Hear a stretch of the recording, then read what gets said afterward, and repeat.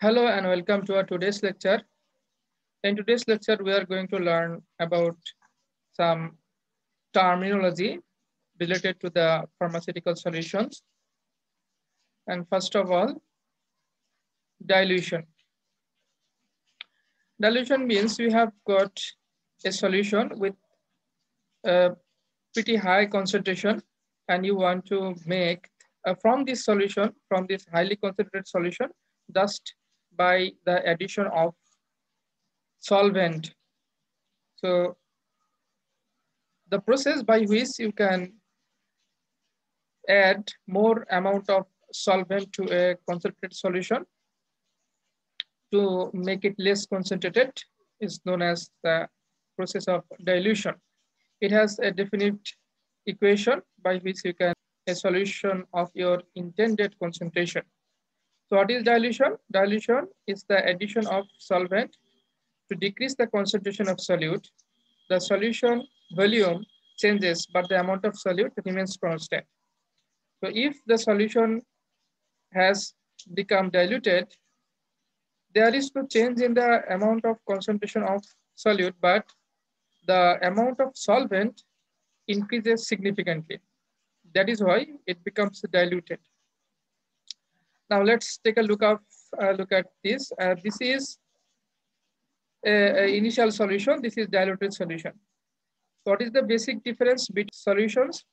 The first solution or initial solution contains 10 solute molecules, and if it is a 100 ml beaker, it is containing apparently 500 ml of solvent. So this 500 ml of solvent together with 10 molecules of solute making a solution which has a volume of about 500 ml, exactly the same volume of the solvent. Now you have added, suppose you have added additionally 250 ml of solvent within this same beaker. Now what will happen? The number of molecules will remain the same. This is the 10 molecules of solute that remains same, but the volume of solution has increased by this increased from 500 ml to 250 ml, or we can say that it has increased about 50% from its initial volume. So now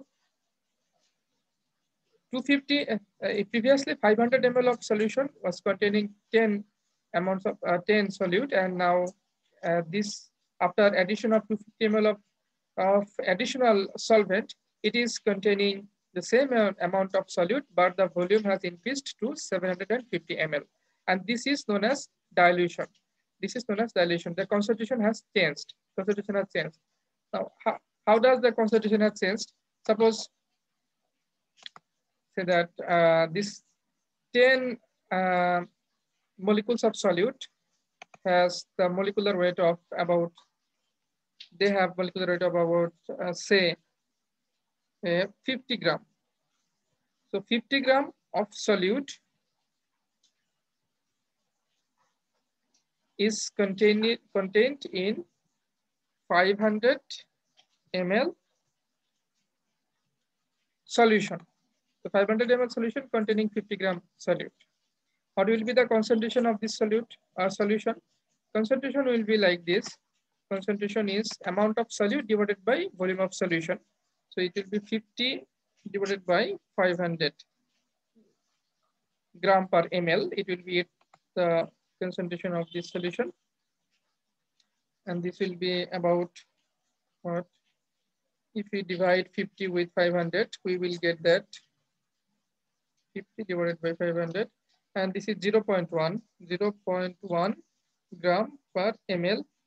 This is the concentration of this initial solution. After addition of 250 ml of water, the volume has changed from 500 ml to 750 ml. Now, after changing the volume, the concentration will also change.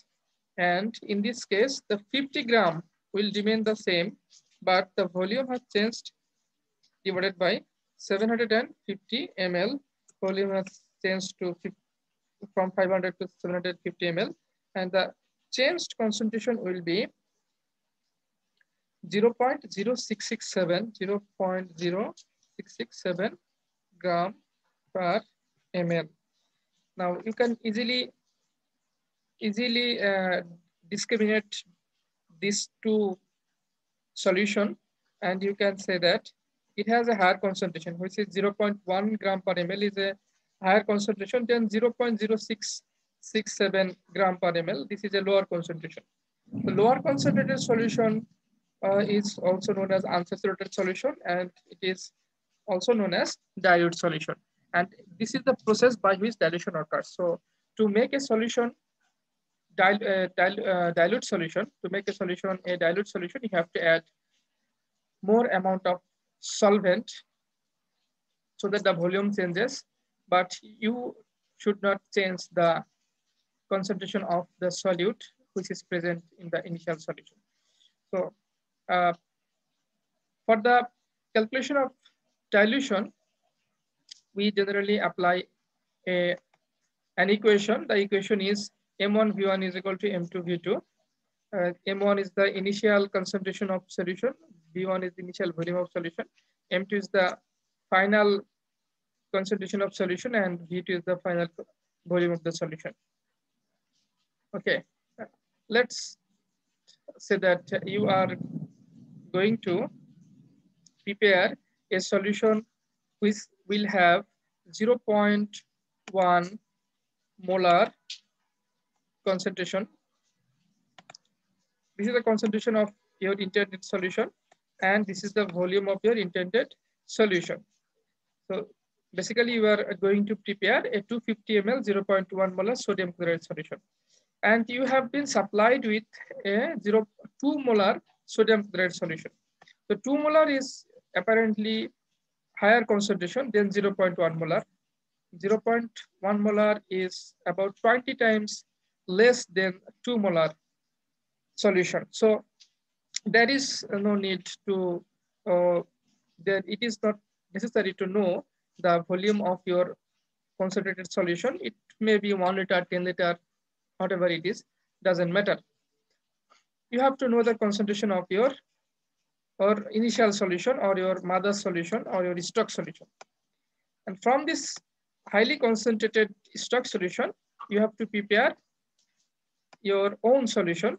And in this case, your own solution will have 250 ml volume, and your own solution will be 0.1 molar. Okay. Now, if you apply this equation, we can easily calculate the volume required for this solution. Suppose 250 ml is the final volume. 250 ml is the final volume, that is V2, and 0.1 molar is the final concentration M1, M2, and then 2 molar will be the initial concentration. Now you have to find out the volume of the mother solution or initial solution that is required for preparation of this 250 ml 0.1 molar solution. That means you have to pick up some amount of solution from this solution, and you have to add this solution with additional amount of water so that the final volume becomes 250 ml.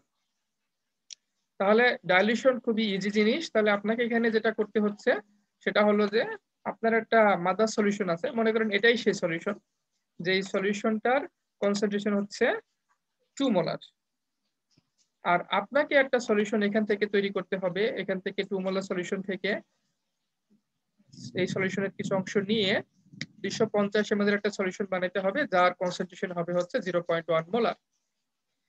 তো এইজন্য আমরা এই ডাইলিউশনের ম্যাথের এই ফর্মুলাটি use করব। তো আমরা বলেছি যে M2 V2 হচ্ছে ফাইনাল, মানে আপনি যেটা বানাবেন তার ভলিউম হচ্ছে V2 250 ml, V2 সমান 250 ml, এটা আপনি বানাবেন। তারপরে হচ্ছে আপনার ফাইনাল সলিউশনের কনসেন্ট্রেশন হচ্ছে M2, সেটা হচ্ছে 0.1 মোলার। এই কনসেন্ট্রেশন সলিউশন বানাবেন। আর আপনি যেখান থেকে এই সলিউশনটা বানানোর জন্য যেখান থেকে আপনি মাদার সলিউশন নেবেন, কনসেন্ট্রেটেড সলিউশন নেবেন, সেই স্টক সলিউশন বা মাদার সলিউশনের কনসেন্ট্রেশন হচ্ছে M1 এবং সেটার কনসেন্ট্রেশন হচ্ছে 2 মোলার। আপনার কাজ হলো যে মাদার সলিউশন কতটুকু নিবেন, অর্থাৎ V1 কতটুকু সেটা বের করা, যেই যতটুকু নিয়ে আপনি 250 ml সলিউশনটা বানাবেন। তো আমরা যদি V1 বের করতে চাই তাহলে আমরা সূত্র অ্যাপ্লাই করে দিই। তো আমরা জানি V1 সমান সমান কি হবে, V1 সমান সমান হবে আসলে M2V2 ডিভাইডেড বাই M1, এটা হচ্ছে হবে। তো আমরা এখানে V1 সমান সমান পরে আমরা লিখতে পারি M2V2 এর ভ্যালু আমরা জানি, M2 হচ্ছে 0.1 মাল্টিপ্লাইড বাই V2 হচ্ছে 250, যেটা আমরা বানাবো, আর ডিভাইডেড বাই M1 হচ্ছে 2, এটা হচ্ছে 2। তাহলে আমার এখান থেকে কতটুকু নিতে হবে, এভাবে ক্যালকুলেশন করলে আমাদের V1 এর ভ্যালু আসবে হচ্ছে 12.5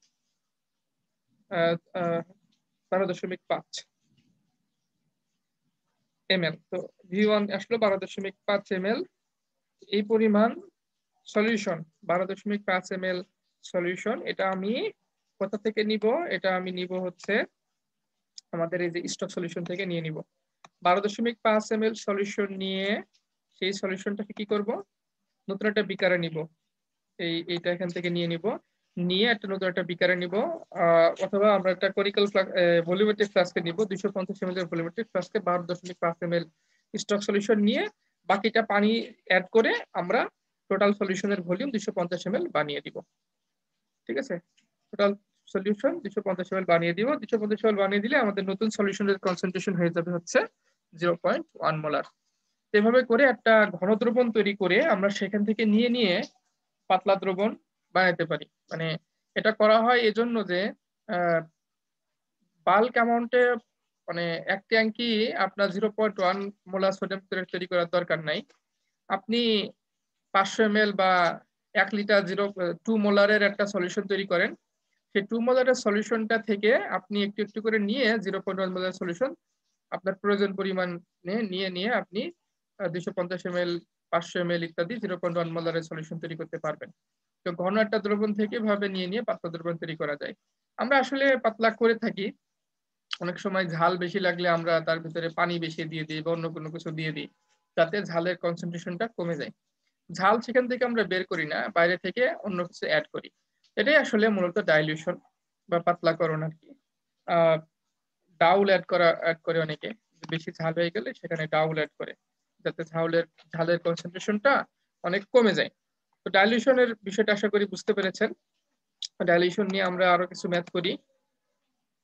মানে এখানে একটা সলিউশন আছে, একটা সলিউশন আপনাকে দিয়ে দিয়েছে, যে সলিউশনটার কনসেন্ট্রেশন হচ্ছে 6 মোলার সোডিয়াম হাইড্রোক্সাইড। তো আপনাকে তৈরি করতে হবে হচ্ছে 0.1 মোলার একটা সোডিয়াম হাইড্রোক্সাইড সলিউশন তৈরি করতে হবে 5 লিটারের। আর সেজন্য আপনাকে ওই যে 6 মোলার সোডিয়াম হাইড্রোক্সাইড এর যে সলিউশনটা আগে থেকে তৈরি করা আছে সেখান থেকে আপনাকে সোডিয়াম হাইড্রোক্সাইডের নিতে হবে, সোডিয়াম হাইড্রোক্সাইড সলিউশন নিতে হবে। তো আগে যে পাত্রে সোডিয়াম হাইড্রোক্সাইড তৈরি করা আছে, মনে করেন যে এই যে পাত্র, ধরে নেন এই পাত্রের মধ্যে সোডিয়াম হাইড্রোক্সাইডের সলিউশনটা আগে থেকেই তৈরি করা আছে। সোডিয়াম হাইড্রোক্সাইডের এই যে সলিউশন, এর মধ্যে এর কনসেন্ট্রেশন হচ্ছে 6 মোলার। এটা কত পরিমাণে তৈরি করা আছে সেটা আমাদের জানার বিষয় নয়, এটা আমাদেরকে সাপ্লাই দিয়েছে, যারা সাপ্লাই তারা তৈরি করে রেখেছে আগে থেকে, এবং তারা এটা তৈরি করে রেখেছে, এর ভিতরে 6 মোলার সোডিয়াম হাইড্রোক্সাইড সলিউশন আছে। এখান থেকে আমাকে সোডিয়াম হাইড্রোক্সাইড নিতে হবে, নিয়ে আমাকে নতুন একটা সলিউশন বানাইতে হবে, যেই সলিউশনের কনসেন্ট্রেশন আমাকে বলে দেওয়া হয়েছে, যে সলিউশনের কনসেন্ট্রেশন হবে হচ্ছে 0.1 মোলার, এবং সেই সলিউশনের ভলিউমটা কতটুকু সেটাও বলে দিয়েছে 5 লিটার। তার মানে এখানে আমাকে হচ্ছে 5 লিটারের একটা সলিউশন বানাইতে হবে, যার কনসেন্ট্রেশন হচ্ছে 0.1 মোলার। নতুন সলিউশনটা এরকম হবে। তো নতুন সলিউশনের এই দুইটাকে আমরা V2 M2 ধরতে পারি, ফাইনাল ভলিউম ফাইনাল কনসেন্ট্রেশন ধরতে পারি। আর ইনিশিয়াল যে সলিউশনটা তার কনসেন্ট্রেশন 6 মোলার অলরেডি দেওয়া আছে, 6 মোলার দেওয়া আছে। তো এটা হচ্ছে ধরতে পারি আমরা হচ্ছে M1। তো এটা ফাইনাল ভলিউম কত হচ্ছে, ফাইনাল ভলিউম হচ্ছে এই দুটাকে ধরলাম V2। তাহলে আমি যদি সূত্র এখন অ্যাপ্লাই করি, সূত্র ছিল হচ্ছে M1 V1। M1 V1 আপনার যা খুশিতে ধরতে পারেন, এটা কোনো ধরা বাঁধা নিয়ম নাই যে এটাকে M1 ধরতে হবে এটাকে V1 ধরতে হবে। আমরা এখানে V1টা বের করব। আমরা ধরে নিচ্ছি যে M2 হচ্ছে ফাইনাল সলিউশনের কনসেন্ট্রেশন 0.1 মোলার, আর V2 হচ্ছে ফাইনাল যে সলিউশনটা আমাকে বানাতে হবে 5 লিটার, তার ভলিউম 5 লিটার। আর এই দুইটা গেল M2 V2। আর V1 বের করতে হলে আমাকে এই যেটা পাচ্ছি এটাকে ভাগ দিতে হবে হচ্ছে V1 দিয়ে, M1 দিয়ে। আর M1 হচ্ছে এখানে 6 মোলার, 6 মোলার। মানে এই ইকুয়েশনটাকে এরকম করে লেখা আর কি, V1 is equal to M2 V2 divided by M1। এটারই এখানে এগুলো লিখলাম। তো এগুলো লেখার পরে আমাদের এখন যদি ক্যালকুলেট করি তাহলে যেটা আসে সেটা হচ্ছে 0.083 লিটার, 0.083 লিটার। কারণ যেহেতু লিটারে আছে হচ্ছে V2 যেহেতু লিটারে আছে, সুতরাং V1 ও লিটারে আসবে। তো আমার 0.083 লিটার এখান থেকে নিতে হবে, এখান থেকে নিতে হবে। সেটা নিয়ে কি করব আমরা, 0.083 লিটার এখান থেকে নিয়ে এই পাত্রে ঢালবো। ঢালার পরে আমার তো যেহেতু 5 লিটার বানাইতে হবে, বাকি যত লিটার যতটুকু লাগে সেটা আমরা আমাদের সলভেন্ট দিয়ে পূরণ করব। যদি পানি হয় তাহলে 5 লিটার হইতে আমার লাগবে 4.917 লিটার। তো বাকিটা আমি পানি দিয়ে এটার 5 লিটার বানিয়ে দেব। ঠিক আছে, তার মানে এখানে 0.083 লিটার থাকবে হচ্ছে সোডিয়াম হাইড্রোক্সাইড। কোথা থেকে নেব, এই যে 6 মোলার থেকে নেব। এবং এর সাথে আমার যদি পানি দিয়ে এটাকে বানাইতে হয় বাকি হচ্ছে 4.917 লিটার ওয়াটার এর সাথে অ্যাড করব। এটা অ্যাড করলে আমার টোটাল 5 লিটারের একটা সলিউশন তৈরি হয়ে যাবে।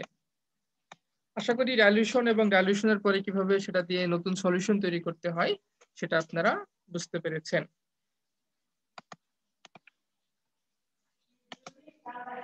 ডাইলিউশনের ম্যাথ অনেক সহজ। এই যে এখান থেকে বের হয়েছে 0.083 লিটার বের হয়েছে, V1 বের করছে আমাদের মতোই, M2 V2 এবং V1 বের করছে। ওকে, যেমন এখানে দেখেন ইউনিটের কাটাকাটি করা হয়েছে।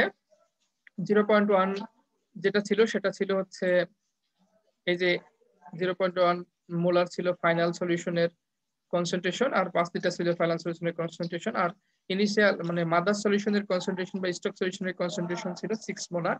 6 মোলার নিচে আছে, তো মোলার মোলার কাটা থাকলো লিটার, আলটিমেট হচ্ছে আপনার ইউনিট হবে হচ্ছে লিটার। যেটা V2 লিটার যেহেতু আছে, V1 ও লিটারই হবে।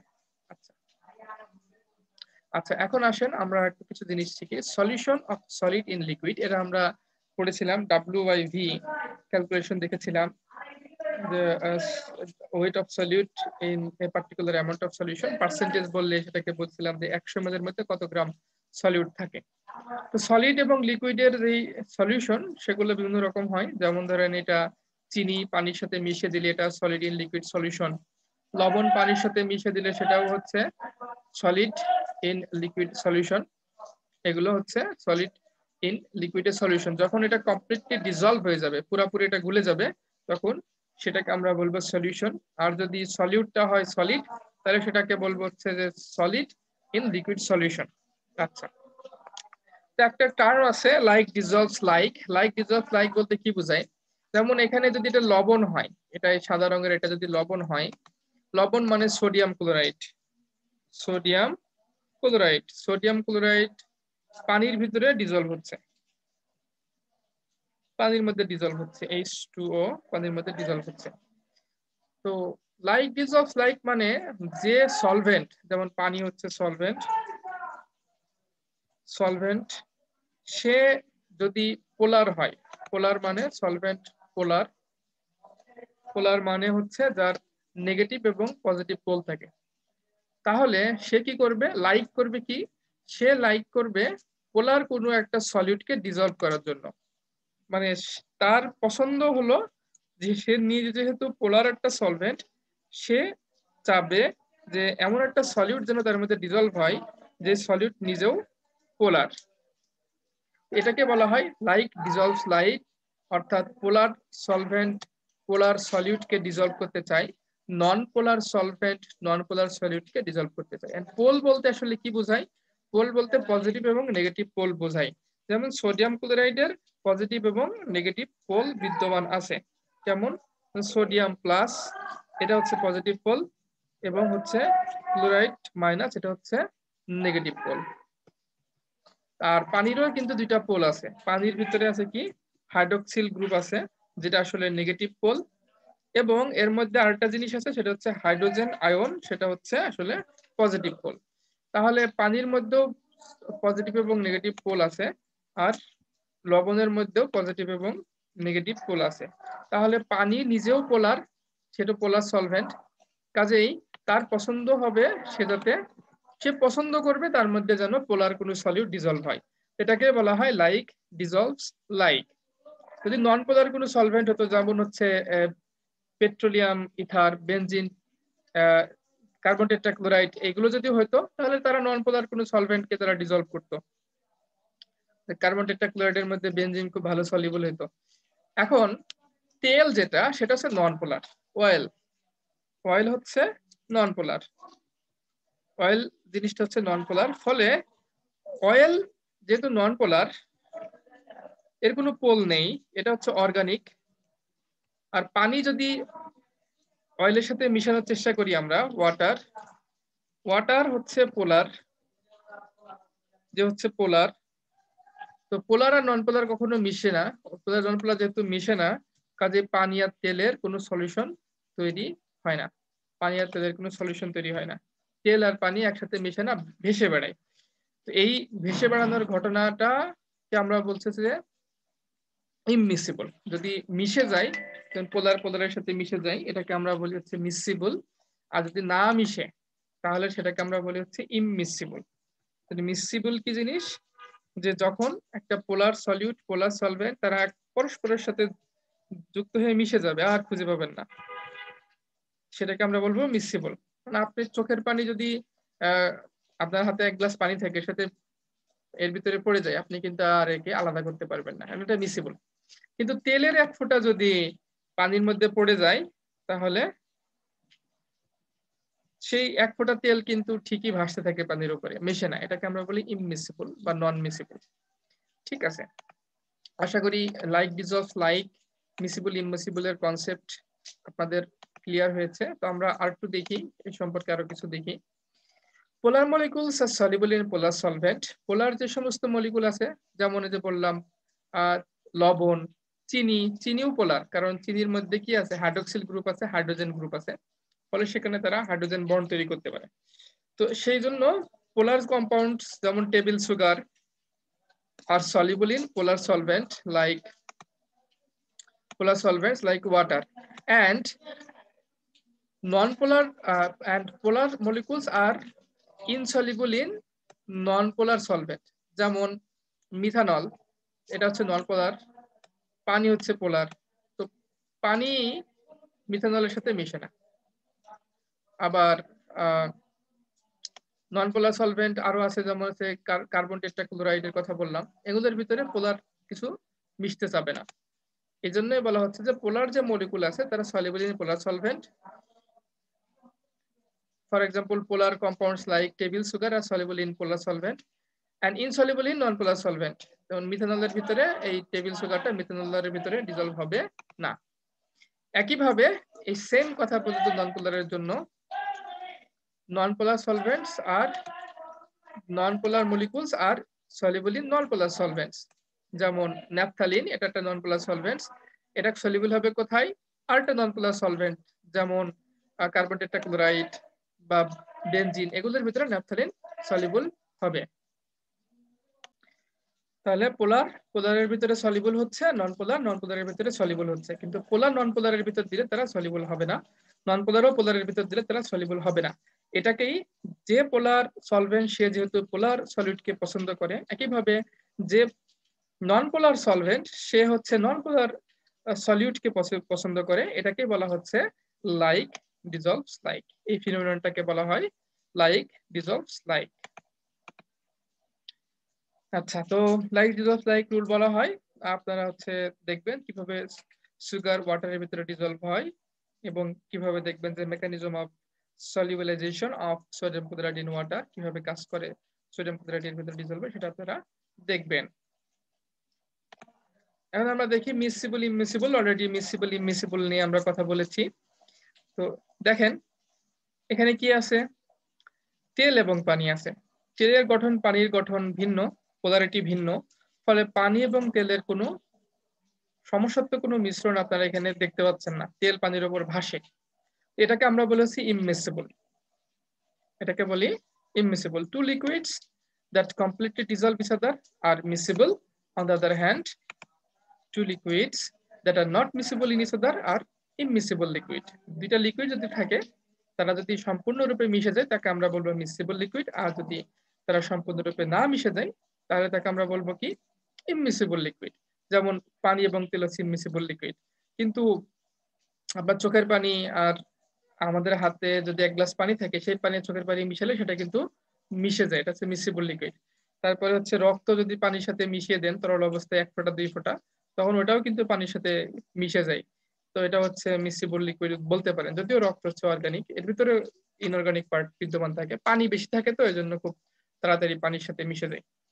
এটা হচ্ছে মিসিবল লিকুইড। হ্যাঁ, তো মিসিবল আর ইমমিসিবল সম্পর্কে বলা হলো। এখন যারা এই মিসিবিলিটি বা ইমমিসিবিলিটি এটা ডিপেন্ড করে পোলারিটির উপরে। Polar water and non polar oil are immiscible liquid and do not mix to form a solution. এই যে পানি এবং পানি পোলার আর তেল হচ্ছে নন পোলার, তো নন পোলার ওয়েল এবং পানি পোলার হওয়ার কারণে তারা কখনো মিসিবল হয় না, ইমমিসিবল হয় এবং তারা একটা লেয়ার তৈরি করে থাকে, একটা লেয়ার তৈরি করে। তো এই যে লেয়ার তৈরি করে, এই লেয়ার তৈরি করার পরে এখন আমাদের ফার্মাসিউটিক্যাল যে সমস্ত ফার্মাসিটিতে যে সমস্ত ড্রাগগুলো তৈরি করা হয়, ওষুধগুলো তৈরি করা হয়, সেগুলোর বৈশিষ্ট্য হলো তাদেরকে ওয়াটার সলিবল হইতে হয় আবার অয়েল সলিবল হইতে হয়। মানে তাদেরকে পানিতেও সলিবল হইতে হবে আবার তেলেও সলিবল হইতে হবে।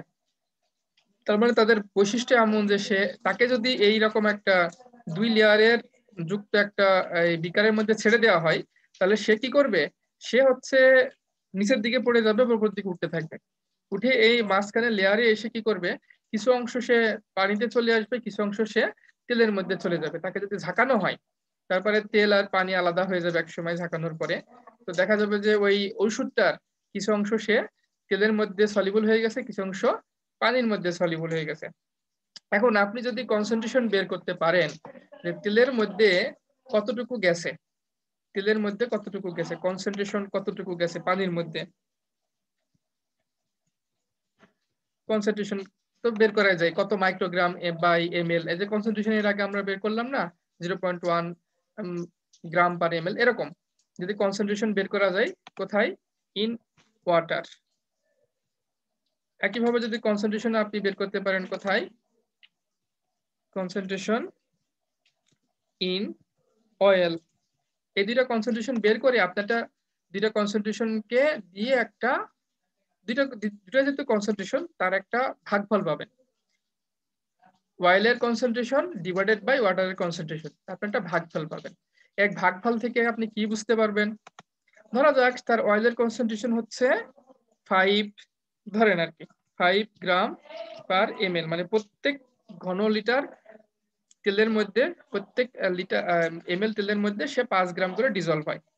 এটা হচ্ছে তার অয়েলের কনসেন্ট্রেশন, অয়েলের কনসেন্ট্রেশন ওসি। আচ্ছা, তারপরে এই একই জিনিসটা পানিতে, পানিতে কতটুকু ডিজলভ হয়েছে, ধরেন পানিতে ডিজলভ হয়েছে সে হচ্ছে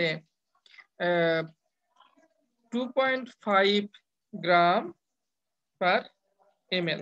এটা হচ্ছে কিসের কনসেন্ট্রেশন, ওয়াটারের কনসেন্ট্রেশন WC। তো এই যে পানিতে এবং তেলের মধ্যে সে যে ডিজলভ হইলো, এই দুইটা কনসেন্ট্রেশনের একটা রেশিও আপনি পাবেন। কিভাবে পাবেন, একটার কনসেন্ট্রেশন দিয়ে আর একটার কনসেন্ট্রেশনকে ভাগ করি। ভাগফল দেখে আপনি বলতে পারবেন যে কোনটায় বেশি ছিল কোনটায় কম ছিল। ভাগফলে তো কোনো রেশিও যদি করেন, রেশিও করলে তো কোনো একক থাকবে না, একটা সংখ্যা থাকবে।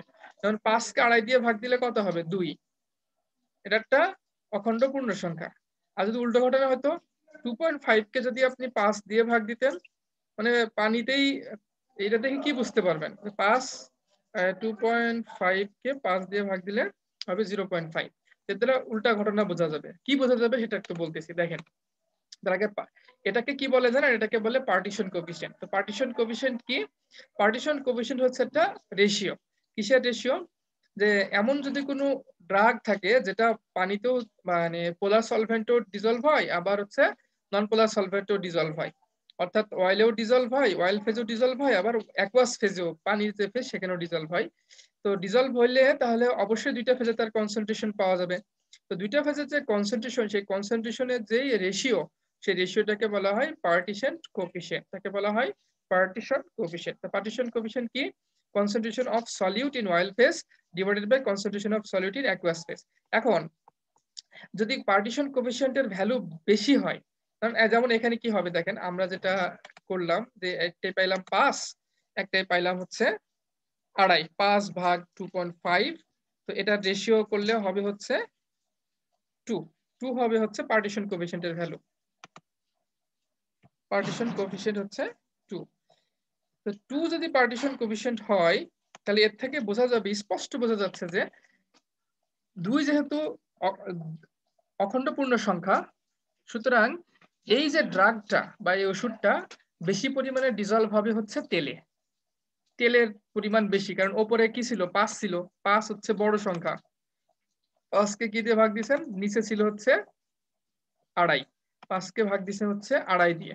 তো 5 হচ্ছে বড় সংখ্যা, 2.5 দিয়ে ভাগ দিয়েছেন, 2.5 হচ্ছে ছোট সংখ্যা। তো মানে হচ্ছে পানিতে তার কনসেন্ট্রেশন কম ছিল, তেলে বেশি ছিল, জন্য ভাগফল বড় আসছে, ভাগফল 2 আসছে। সুতরাং এটা হচ্ছে প্রিডমিনেন্টলি অয়েল সলিবল, তার মানে এটা অয়েলের বেশি সলিবল হয়।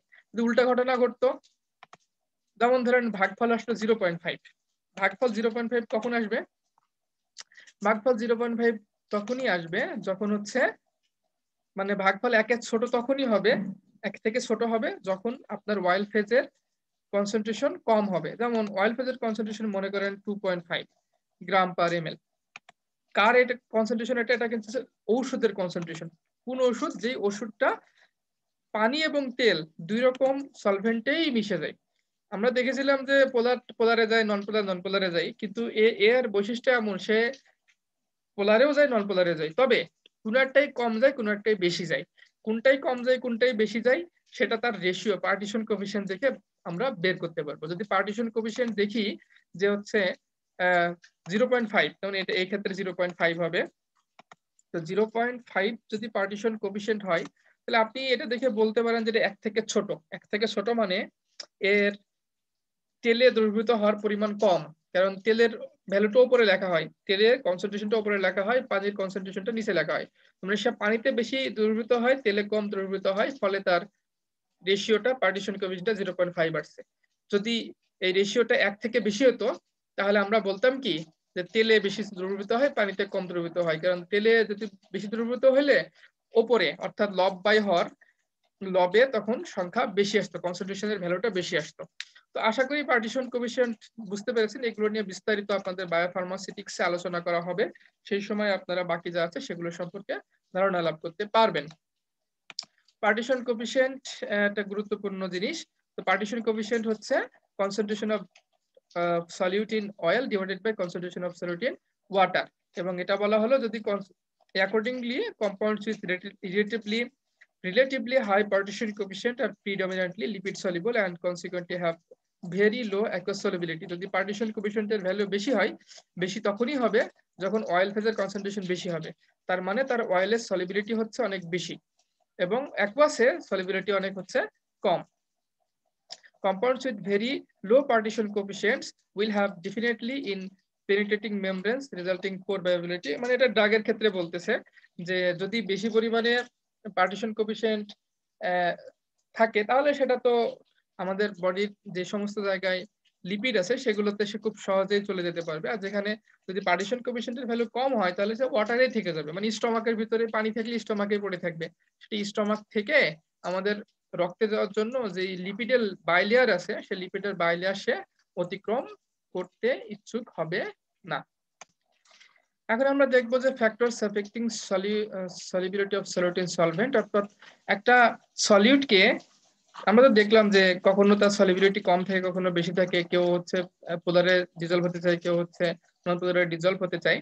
তো কিছু কাজ আছে যেগুলো করলে সলিবিলিটি বাড়ে, অর্থাৎ সে খুব দ্রুত গুলে যায়, সেগুলো আমরা দেখি। Number 1, temperature. তাপমাত্রা বৃদ্ধি করলে সলিবিলিটি বাড়বে, এটা হচ্ছে কমন জিনিস আমরা জানি। কিন্তু এখানে একটা কাহিনী আছে। কাহিনী হচ্ছে আপনি যদি খেয়াল করে দেখেন যে কেমিক্যাল রিয়াকশন হয় দুই ধরনের, একটা হচ্ছে এক্সোথার্মিক, একটা হচ্ছে এন্ডোথার্মিক। অর্থাৎ কিছু কেমিক্যাল রিয়াকশন আছে যেগুলোতে তাপ উৎপন্ন হয়, তাদেরকে আমরা বলি এক্সোথার্মিক কেমিক্যাল রিয়াকশন। আর কিছু কেমিক্যাল রিয়াকশন আছে যেগুলোতে তাপ শোষিত হয়, তাকে বলা হয় এন্ডোথার্মিক কেমিক্যাল রিয়াকশন। যদি একটা দ্রবণ তৈরি করার পরে দেখা যায় এটা গরম হয়ে যাচ্ছে, তাহলে এটা হচ্ছে এক্সোথার্মিক রিয়াকশন। মানে এখানে সলিউট এবং সলভেন্ট মিলে তাপ উৎপন্ন করতেছে, যেমন ডিটারজেন্ট পানিতে গুলালে গরম হয়ে যায়। এরকম সলিউশন যদি হয় তাহলে সেখানে তাপ যদি আরো বাড়ায় দেন তাহলে লাসেতেরিয়ার প্রিন্সিপাল অনুসারে ঘটনা উল্টা ঘটবে, তার মানে তার সলিবিলিটি আরো কমে যাবে। এই ধরনের রিয়াকশন হলে একটু তাপমাত্রা কমালে তার সলিবিলিটি বাড়বে। আর যদি এমন হয় যে আপনার সলিউশনটা সলিউশনটা তৈরি হওয়ার পরে সলিউট ডিজলভ করার পরে সেটা ঠান্ডা হয়ে যায়, তার মানে এটা হচ্ছে এন্ডোথার্মিক রিয়াকশন। এই ধরনের রিয়াকশন যদি হয় তাহলে এই ধরনের সলিউশনের ক্ষেত্রে তাপমাত্রা বাড়াইলে তার সলিবিলিটি বাড়বে। যেমন গ্লুকোজ পানিতে গুলালে ঠান্ডা হয়ে যায়, এখানে তাপমাত্রা বাড়ালে তার সলিবিলিটি বাড়বে। তাহলে in endothermic reaction solubility increases with the increase in temperature and vice versa. যে সমস্ত তাপহারী বিক্রিয়া এন্ডোথার্মিক রিয়াকশন আছে সেখানে তাপমাত্রা বাড়াইলে তার সলিবিলিটি বাড়ে। যেমন পটাশিয়াম নাইট্রেট যখন পানিতে দ্রবীভূত করা হয় তখন সেটা ঠান্ডা হয়ে যায়। তো সুতরাং এটা হচ্ছে এন্ডোথার্মিক রিয়াকশন, এখানে তাপমাত্রা বৃদ্ধি করলে তার সলিবিলিটি বাড়বে। এক্সোথার্মিক রিয়াকশনে কি হয়? In exothermic process solubility decrease with the increase in temperature. তো তাপমাত্রা যদি বাড়ানো হয় তাহলে এক্সোথার্মিক রিয়াকশনের ক্ষেত্রে সলিবিলিটি কমবে। ফর এক্সাম্পল ক্যালসিয়াম অক্সাইড চুনাপাথর পানিতে দিলে সেটা হচ্ছে টকবক করে ফুটতে থাকে। এরকম অবস্থায় তাপমাত্রা যদি আপনি বাড়ান তাহলে সলিবিলিটি আরো কমবে। এক্ষেত্রে সলিবিলিটি বাড়াইতে হলে তাপমাত্রা কমাইতে হবে। Effect of pressure. সচরাচর প্রেসারের ইফেক্টটা তরলের উপর থাকে না, থাকে হচ্ছে বায়বীয় পদার্থের উপরে। অর্থাৎ কোনো গ্যাসিয়াস মলিকুলকে যদি আপনি ডিজলভ করতে চান লিকুইডে তাহলে তার উপর যত বেশি চাপ প্রয়োগ করবেন তার সলিবিলিটি তত বাড়বে। এজন্যই দেখা যায় যে কোকা-কোলা, 7 আপ ইত্যাদি সেই ক্ষেত্রে এই সমস্ত গ্যাসে এই সমস্ত যে কোমল পানীয় আছে সেখানে যে গ্যাস থাকে সেই গ্যাসটা উচ্চ চাপ প্রয়োগ করে এর ভিতরে ডিজলভ করা যায়। মানে চাপ প্রয়োগ করলে এগুলোর মধ্যে কার্বন ডাইঅক্সাইড গ্যাস সলিবল আকারে থাকে। এ কারণে এই বোতলের মুখ খুললে চাপ কমে যায়, সলিবিলিটি ডিক্রিজ করে এবং তারা হচ্ছে এই লিকুইড অবস্থা থেকে সলিবল থেকে ইনসলিবল হয়ে যায়, ফলে লিকুইড থেকে কার্বন ডাইঅক্সাইড বের হয়ে বাইরের দিকে চলে আসে। তো ইনক্রিজ করলে কি হয়? The effect of pressure is observed only in case of gases. In increase in the pressure increases the solubility of gas in liquid. তাপমাত্রা বাড়ালে লিকুইডের মধ্যে গ্যাসের সলিবিলিটি বাড়ে, আর তাপমাত্রা কমাইলে সেটা কমে যায়। কার্বন ডাইঅক্সাইড কোকা-কোলা এর ভিতরে, তারপর 7 আপের ভিতরে, পেপসির ভিতরে থাকে কখন? যখন তার প্রেসার বেশি থাকে। মানে যখন প্রেসার বেশি থাকে তার সলিবিলিটি বাড়ে বলেই বেশি পরিমাণে সে পানির মধ্যে দ্রবীভূত অবস্থায় থাকে। যেই না তার প্রেসার কমে যায় তখন সেটা বেরিয়ে আসে। তারপরে ফ্যাক্টর কি? তারপরে ফ্যাক্টর হচ্ছে কেমিক্যাল নেচার। যেমন আমরা অলরেডি বলেছি লাইক ডিজলভস লাইক, পোলার সলভেন্ট পোলার সলিউটকে, নন পোলার সলভেন্ট নন পোলার সলিউটকে ডিজলভ করতে পছন্দ করে। যে কারণে অ্যালকোহল সেটা পোলার সাবস্টেন্স হওয়ার কারণে, ওয়াটার সেটাও পোলার সলভেন্ট হওয়ার কারণে তার মধ্যে খুব সহজে ডিজলভ হয়। কিন্তু অয়েলের মধ্যে অ্যালকোহল আবার সলিবল হতে চায় না। তারপর হচ্ছে স্টারিং। স্টারিং মানে হচ্ছে নাড়ানো। কোনো কিছু গুলানোর সময় যদি নাড়াচাড়া করা হয় তাহলে যেটা হয় তার আশপাশ দিয়ে নতুন নতুন পানির লেয়ার বা সলভেন্টের লেয়ার আশপাশ দিয়ে আসতে থাকে। অর্থাৎ আপনি যখন কাঠি দিয়ে নাড়াচ্ছেন কারণ মিশ্রির একটা টুকরা গ্লাসের মাঝখানে দিয়ে আপনি আশপাশ দিয়ে পানি গুলাচ্ছেন, তাহলে কি হচ্ছে প্রত্যেক মুহূর্তে নতুন নতুন পানির লেয়ার এই মিশ্রির আশপাশ দিয়ে আসতে যাচ্ছে। তো আগে যেই লেয়ারটা মিশ্রির ঠিক পাশে আছে সেখানে মিশ্রির কনসেন্ট্রেশন বেশি, তো সেই লেয়ারটা নাড়ানোর কারণে দূরে চলে গেল। নতুন একটা লেয়ার আসলো দূর থেকে যেখানে মিশ্রির কনসেন্ট্রেশন নাই, ফলে সেই পানির লেয়ারটা যখনই এই মিশ্রিত দানার আশপাশ দিয়ে ঘুরতে থাকে, তখন নতুন নতুন পানির লেয়ার আসে এবং সেখানে খুব দ্রুত মিশ্রিত দানা গুলে যেতে থাকে। ফলে দেখা যায় যে যত নাড়ানাড়ি করা হয় তত তাড়াতাড়ি এটা ডিজলভ হতে থাকে। এজন্য বলছে when liquid and solid solute stirring brings fresh portions of the solvent in contact with the solute, thereby increasing the rate of dissolution. নতুন নতুন ফ্রেশ যে অংশটা থাকে সলভেন্টে সেটাকে সলিউটের পাশে নিয়ে আসে, ফলে সলিবিলিটি রেটটা বৃদ্ধি পায়। Amount of solute already dissolved, আমরা এর আগে পড়েছিলাম সলিউশন অ্যামাউন্ট অফ সলিউটের উপর ডিপেন্ড করে 3 ভাগে ভাগ করা যায়, স্যাচুরেটেড, সুপার স্যাচুরেটেড, আনস্যাচুরেটেড। যদি এটা স্যাচুরেটেড সলিউশন হয় তাহলে এটা কি হবে, no more solute can be dissolved in this solution, নতুন কোনো সলিউট সেখানে দেওয়া যাবে না। যদি আনস্যাচুরেটেড হয়, in that case you can add more solute in the solution. আর সুপার স্যাচুরেটেড হলে তো সেখানে ক্রিস্টাল তৈরি হওয়া শুরু হয়ে গেছে। সুতরাং আপনি যখনই সলিউট অ্যাড করতেছেন দেখতে হবে যে এটা কোন লেয়ারে আছে বা কোন স্টেজে আছে। যদি এটা স্যাচুরেটেড হয়ে যায় তাহলে কিন্তু সলিবিলিটি তার কমে যাবে বা সলিবিলিটি থাকবে না। তবে টেম্পারেচার বৃদ্ধি করলে তখন আবার সলিবিলিটি বাড়তে পারে, কারণ আপনারা জানেন যে স্যাচুরেটেড, আনস্যাচুরেটেড, সুপার স্যাচুরেটেড এই সবগুলো সংজ্ঞা ডিপেন্ড করে টেম্পারেচারের উপরে। টেম্পারেচারের সাপেক্ষে একটা সলিউশন স্যাচুরেটেড থেকে আনস্যাচুরেটেড বা উল্টা ঘটনাও ঘটতে পারে। আচ্ছা, তারপরে কি মলিকুলার সাইজ। মলিকুলার সাইজটা ভেরি ইম্পর্টেন্ট ফ্যাক্টর। যদি আপনি সাইজ ছোট ছোট ছোট ছোট ছোট করে দেন তাহলে কি হবে, এই সলিউটটা খুব দ্রুত ডিজলভ হবে। এজন্য মিশ্রিত দানা এটা ডিজলভ হতে অনেক সময় লাগে, কারণ তার সাইজ অনেক বড়। কিন্তু চিনি তার থেকে দ্রুত সলিউবল হয়, কারণ চিনি হচ্ছে মিশ্রিত দানার মতো একটা বড় দানা না, বরং ছোট ছোট ছোট অনেকগুলো টুকরা। ফলে তার আশপাশ দিয়ে অনেক জায়গা জুড়ে এই পানি প্রভাবিত হতে পারে। তারপরে যদি গ্লুকোজ আকারে দিয়ে দেন, গ্লুকোজ আরো ছোট ছোট টুকরা, ফাইন পাউডারের মতো টুকরা হয়, ফলে তার সাইজ আরো ছোট হয়। যত সাইজ ছোট হয় ফলে তার আশপাশের মলিকুলার সাইজ যত ছোট হয় তার সারফেস এরিয়া তত বাড়ে। অর্থাৎ একটা মিশ্রিত দানার সারফেস এরিয়া ছিল 6টা, তল ছিল 6টা। মিশ্রিত দানাকে 2 ভাগ করেন, তল 6টা জায়গা হয়ে যাবে 12টা। দুইটা দানার জায়গায় 4টা করেন, তাহলে এই জায়গায় হয়ে যাবে 48টা তল হয়ে যাবে। এবং প্রত্যেকটা দানারই 6টা করে তল থাকবে যদি ষড়ভুজ বা রেক্টেঙ্গুলার বা আয়তাকার হয়। তো এরকম যদি হয় তাহলে 6টা তল হবে। তার মানে যত ছোট করবেন তত নতুন নতুন কণা তৈরি হবে, যত নতুন কণা তৈরি হবে নতুন করে নিজস্ব তল তৈরি হবে। নিজস্ব তল তৈরি হলে সেই তল দিয়ে যখন তার আশপাশ দিয়ে যখন পানি প্রবাহিত হবে তার জন্য সলিউবল হওয়া সহজ হবে। তাহলে সাইজ যত ছোট হবে তত তার মলিকুলার সাইজ যত ছোট হবে তার সারফেস এরিয়া তত বাড়বে, এবং যত সারফেস এরিয়া বাড়বে তার সলিবিলিটি বাড়বে। এই জন্য বলতেছে the larger the molecule of the solute are, the larger is the molecular weight and the size. If the pressure and temperature are the same, then out of two solutes of the same polarity, one of with smaller particles is usually more soluble. তো বলতেছে সব condition ঠিক থাকলে যেই সলিউটের সাইজটা ছোট হবে, যার পার্টিকেল সাইজ ছোট হবে, তার সলিবিলিটি বাড়বে, কারণ তার যত ছোট করবেন তত তার সারফেস এরিয়া বাড়তে থাকবে। তো আজকে এই পর্যন্তই। আশা করি আপনারা সবগুলো টার্ম বুঝতে পেরেছেন। আমাদের নেক্সট ক্লাসে আমরা এগুলো নিয়ে আবার প্রয়োজনে আবার বিস্তারিত আলোচনা করতে পারবো, সমস্যা নেই। Thanks to all for joining the class.